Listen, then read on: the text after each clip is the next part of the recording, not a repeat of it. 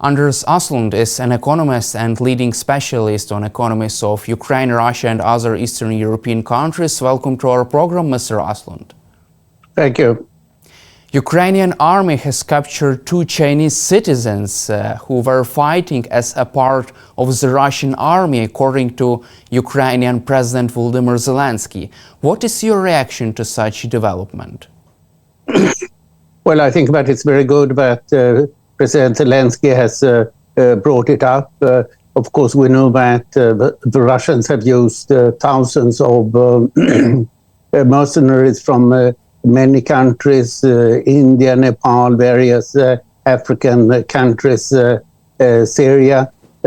And as far as I can understand, this is not organized by the Chinese government. But of course, we consider that the Chinese government still has a responsibility. So I think it's very, very good that it's being properly exposed and that Chinese are actually fighting on the Russian side. If it turns out that this is a part of an official agreement between Russia and China, that would make it far worse.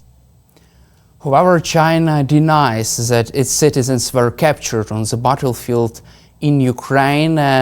Don't you think that China can just close its own eyes on such situation in which Russia tries to mobilize and also to buy manpower from China by proposing high salaries for Chinese citizens?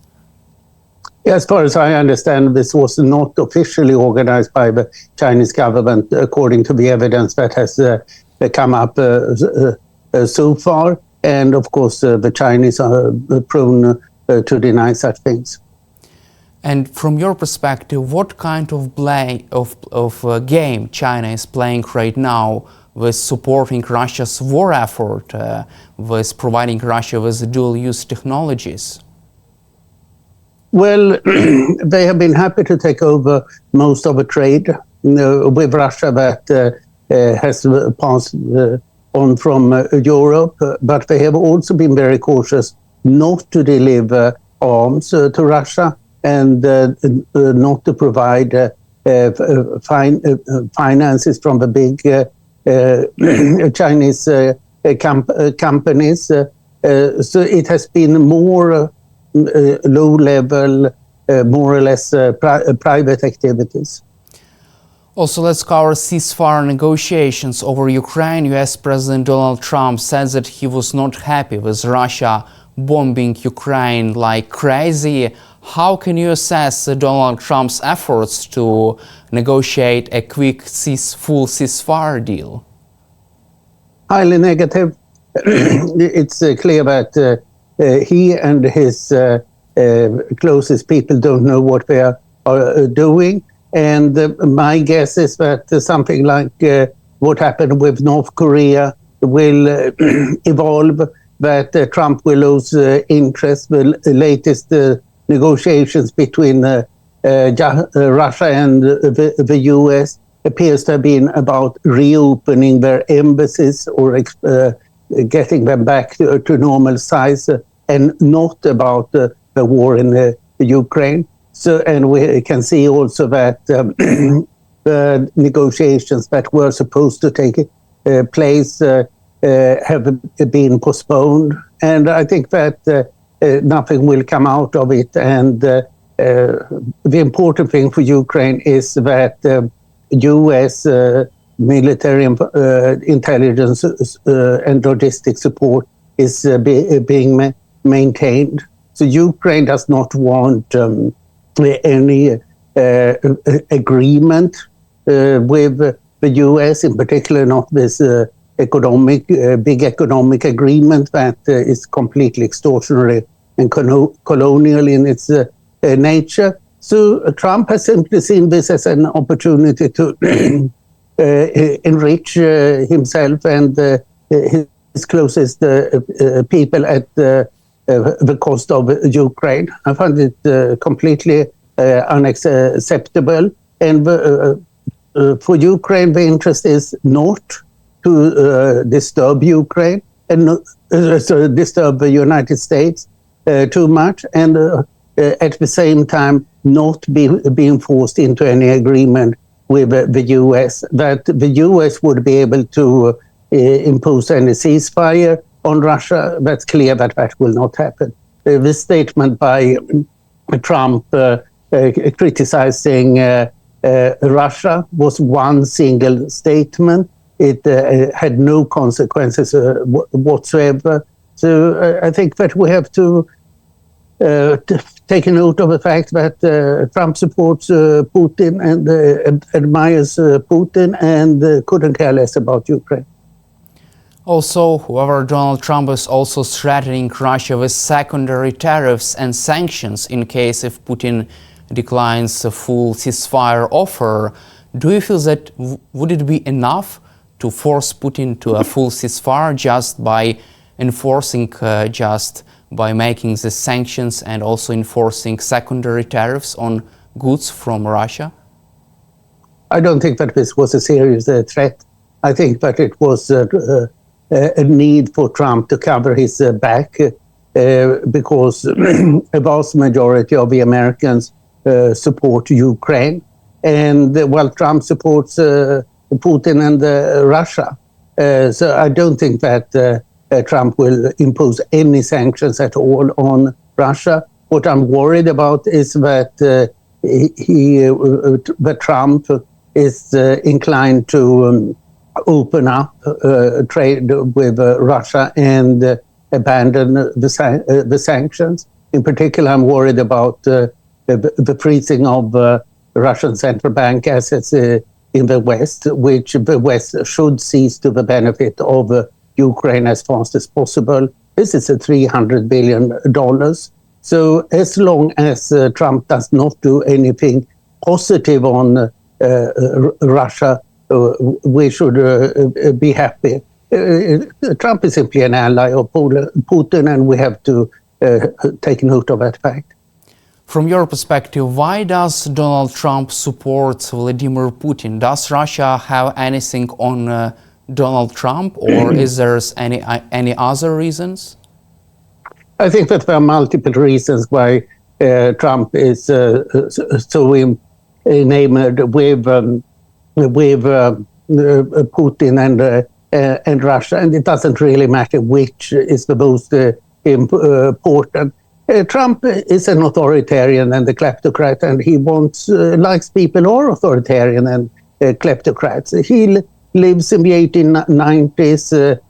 He doesn't believe in alliances. He believes in great powers that are expansionary. He wants Greenland, Canada, and the Panama Canal, and therefore it seems natural to him that Putin wants Ukraine, who happens to live there, is not really of any interest to Trump. Trump went to Russia the first time in 1987, and there are many suggestions that he was recruited as some kind of asset, Russian asset, at that time. He was bailed out by the Russian fertilizer oligarch Dmitry Rybolovlev in a housing deal that gained Trump $50 million in Palm Beach in 2008 when Trump was in big trouble. Trump has probably sold about 1/3 of his condos in New York and Miami to Russians, and his business trick has been not to ask any questions and accept all dirty money. And of course, the Russians helped Trump massively in the election in 2016 through hacking and disinformation. So Trump has all reason to like Putin and Russia and oppose Ukraine. That is a free democratic country. So you believe that Donald Trump could be a Russian asset recruited long time ago by the Russian security services? There are strong allegations about this. I have no particular view of it, but of course I read what is there. And given Trump's lifestyle and that he has been in Moscow repeatedly and in connection with women. It would be very surprising if the Russians don't have sex films with him. These are standard procedures in Russia that put people in embarrassing situation and film them. So it would be very surprising if they don't have that on Trump. Let's also cover Donald Trump's tariffs. US President Trump says that he is applying a 90-day pause on new tariffs against all countries except China. At the same time, he announced that he was raising tariff rates on China to 125%. What are the consequences of such decision of Donald Trump, and what could be the reason of his U-turn, of his reversal of such tariffs? Let me start with his idea of tariffs to begin with.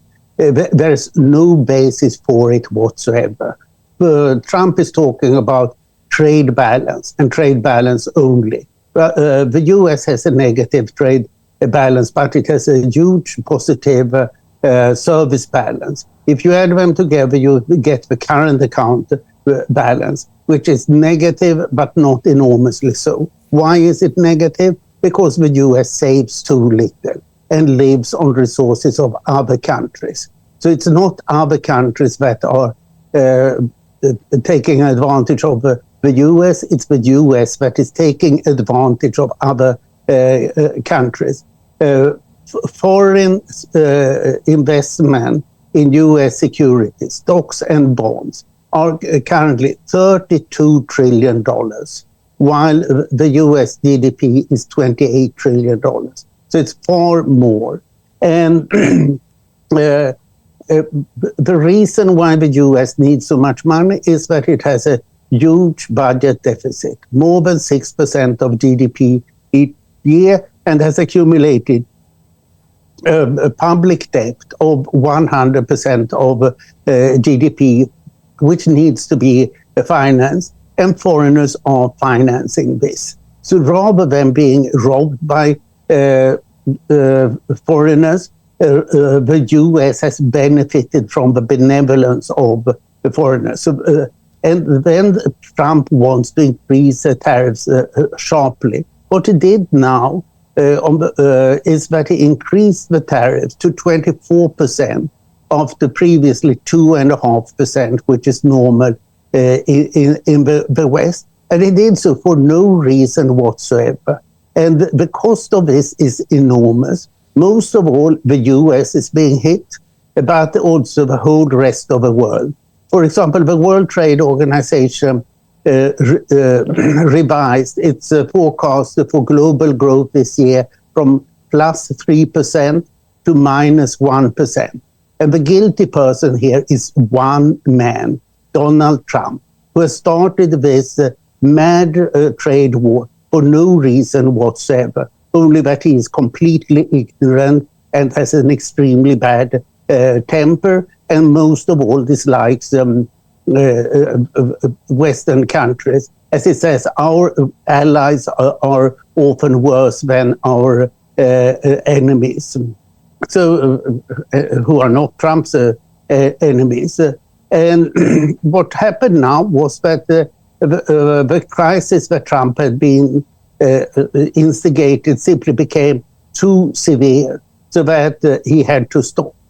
And some people with economic sense managed to inform him that if this continued, US could get into a default situation because of his sheer madness. And they managed then to stop it. It's still 10%. It's a 4 times higher tariff than before, which is a serious impediment to the economic development. But of course, it's not 24%. And then, as a fig leap, Trump continues fighting China. So we'll see how bad the situation will continue, but the crisis is not over. The crisis, the main world crisis today, has a simple name: Donald Trump. Also, the US economy still faces a significant risk of recession even after Trump's decision on reversal for these tariffs, according to Goldman Sachs. Also, in a note to clients this afternoon, Goldman Sachs economists projected the US economy will grow at a very slow pace of just 0.5% in this year. Do you believe that this decision of Donald Trump to reverse his tariffs will not be enough to change the situation dramatically, to return to this situation before Trump's decision on tariffs? I don't think that it's enough. I think that the US is likely to have negative growth this year, and we are now also seeing that the US and the US dollar are no longer seen as safe havens. People put their money in Switzerland, Japan, Europe, even China, rather than in the US now. And the US dollar has fallen so far this year. And what was particularly noticeable was that there was a sell-off of US treasuries rather than purchases of US treasuries, showing that some investors are really worried about the sustainability of US public finances in the longer run. So I think that the US will be in crisis as long as Trump is president. And this is a very serious situation. And an additional element here is that Trump loves chaos. He loves uncertainty. But business wants certainty and stability. And these are the things that Trump hates. He wants everything to float, wants everything to be dependent on him. And as you can see now, all newspapers all over the world have Trump and his policies on the first page every day. That's what Trump really loves, being the first person on the news page all the time. And of course, this will mean that the US will lose all authority, if it hasn't lost it already. And the big problem that we need to face up to is Donald Trump. The natural thing would be that he gets impeached a third time, and that a big part of the Republican Party really moves with him. But the Republican Party in the United States now have become a personality cult, or if it's not a personality cult, then it is Republicans that are so afraid of Trump, because he's quite vicious when he goes after somebody, and therefore they dare not oppose him. So the precarious situation remains. And the best that can happen for Ukraine is that he doesn't have time to pay attention to Ukraine. And also from your perspective, you just mentioned that Republicans are afraid of Donald Trump. What are the chances for Donald Trump to be impeached by the Congress after these developments, or can he face any kind of consequences? For the time being, it's very difficult to see anything that can come up. If there are still democratic elections in the US next year, we have a midterm election scheduled for November 2026. And the Republicans, as it looks now, would presumably lose majority in both houses of Congress. But that's far too early to predict. So much will happen before that. Let's also cover interesting development about the Russian oil prices during this big trade war. Urals crude oil fell to $52 approximately per barrel at the Baltic port of Primorsk last week. Do you believe that this big trade war between the US and China could reduce prices on Russian oil? Yes, I think that the global oil price will fall. And we have now seen that OPEC is producing more oil. Trump wants to produce more oil. I don't think that will have any impact in the US, but the important factor is that Trump is likely to cause a global recession. If there's a global recession, the oil price will be low. So it's most of all market forces that work here. But that means that Russia will have much smaller resources to pursue its war against Ukraine. And can this convince Vladimir Putin to at least take a pause in this war, to accept full ceasefire because of this situation with reduced oil prices? I think that Putin likes war. It helps him to stay in power. It gives him some legitimacy. He's not doing anything for the Russian people. Then it's, at least he can say that as Ivan the Terrible, he is collecting Russian lands, and Russian or not.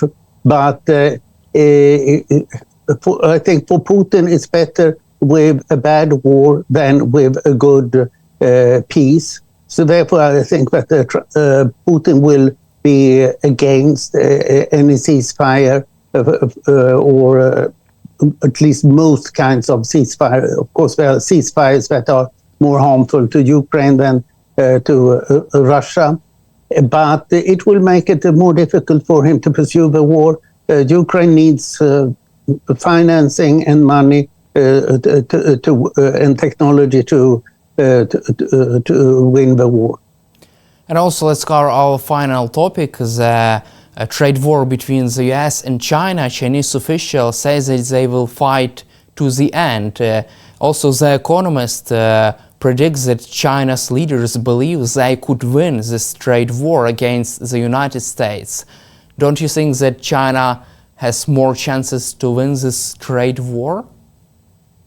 Since Trump doesn't know what he's doing, he's unlikely to win anything.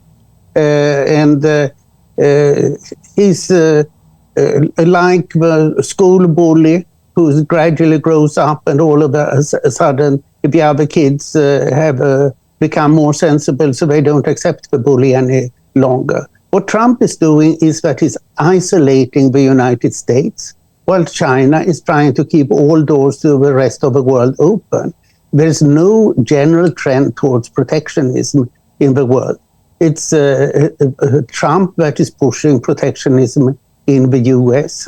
And in the US, protectionism is much easier to accept because it's, after all, 1/4 of a global economy. So the US can do a lot internally and doesn't feel as dependent on foreign trade as virtually all other countries in the world. So what I see is that we have a ever freer market in the rest of the world, and then we have the US, where Trump is drawing up the bridges and isolating the economy. And obvious victims here will be the big US high-tech companies.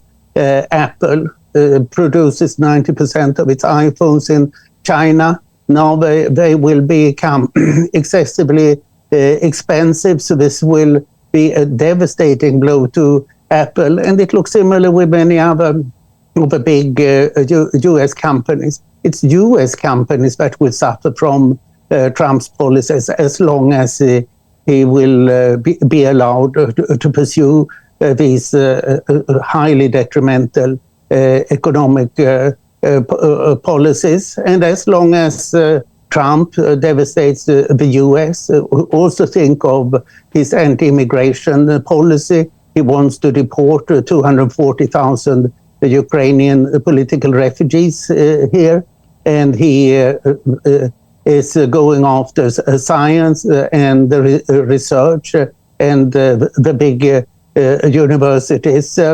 Trump hates everything that is modern, everything that is after 89, after the 1890s is wrong. in his view, car production is the most modern that he at all talks about, apart from cryptocurrency that he loves because that is good for money laundering. So this is a completely unsustainable situation in the US, and therefore China is unfortunately likely to benefit. Thank you, Mr. Åslund, for your time and for your support for Ukraine, and glory to Ukraine. Thank you. Slava Ukraini. Героям слава. Thank you very much.